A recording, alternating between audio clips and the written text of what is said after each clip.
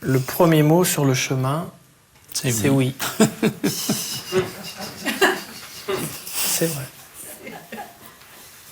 Il n'y a pas que Durkheim, hein. Si vous lisez les livres de Swami Prajnanpat, si vous lisez les livres qu'a pu écrire Arnaud Desjardins, qui était vraiment un ami sur le chemin, vraiment.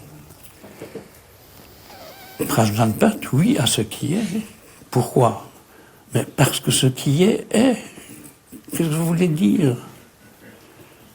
Oui, mais c'est du fatalisme, mais pas du tout. Il pleut.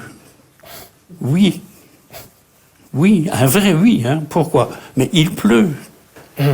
Mais vous n'êtes pas bête, vous avez pris un parapluie.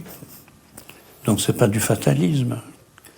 J'ai mal aux dents, mais alors, j'en peux plus. Oui.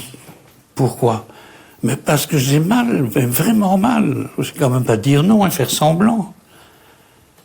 C'est comme le disait Consponville, parce qu'il est venu souvent au centre pour proposer des leçons de philosophie.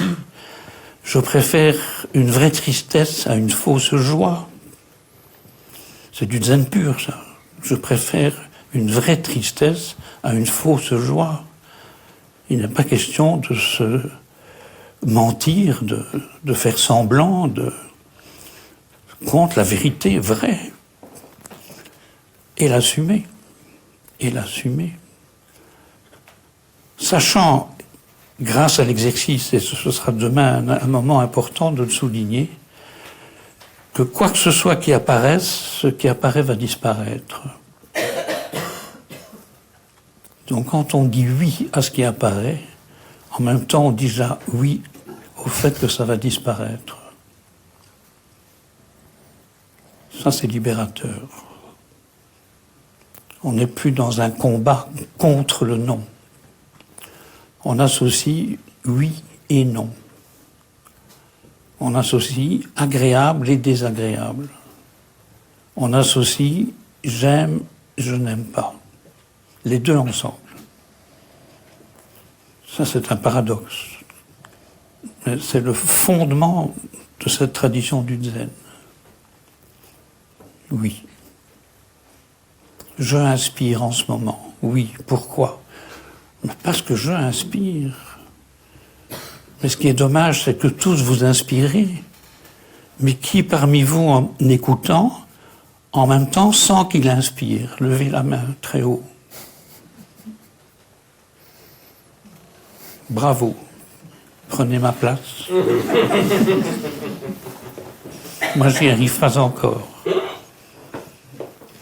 On est toujours enfermé dans le qui suis-je et on néglige le que suis-je grâce auquel on vit.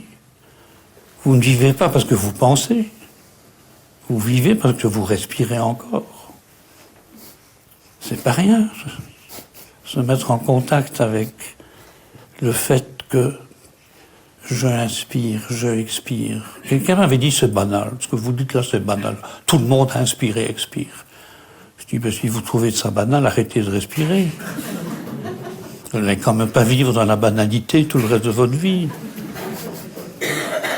Voilà, c'est quand on tousse qu'on trouve pas ça banal. Ou quand on a une crise d'asthme, on trouve pas que c'est banal de respirer. Quand on est au bord de l'étouffement, mais pourquoi attendre ces moments-là?